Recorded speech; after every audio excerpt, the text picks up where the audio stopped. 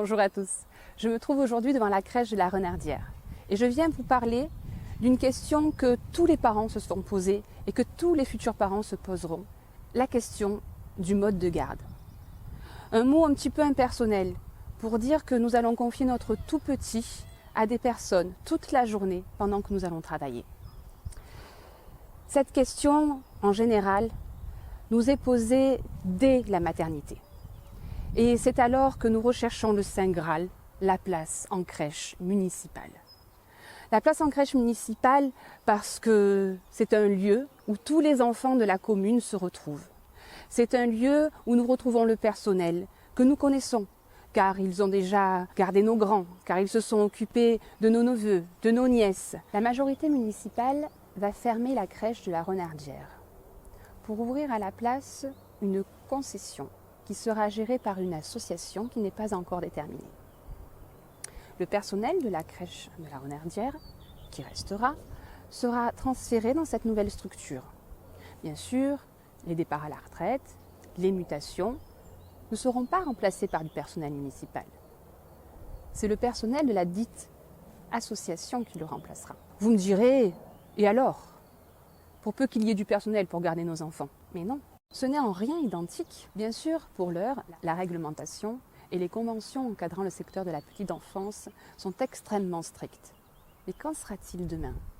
Et même si le cahier des charges encadrant le contrat liant la mairie et la dite association sera fourni, je n'en doute pas, qu'en sera-t-il si la dite association, durant les dizaines d'années que la concession couvrira, ne respecte pas ce cahier des charges?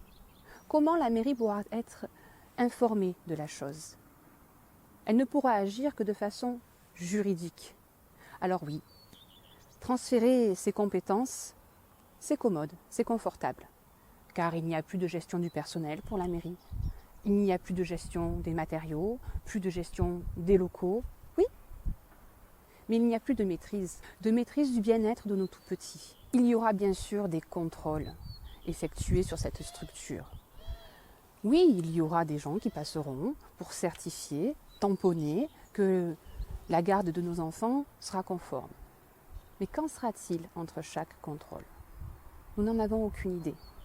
Nous n'aurons pas ce lien communal, personnel, humain entre les parents, les enfants et le personnel. Certains vous diront qu'il nous faut de nouveaux locaux, et ils auront raison.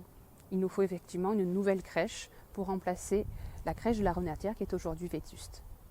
Mais en quoi la gestion de cette crèche par une association pourrait être bénéfique à la commune?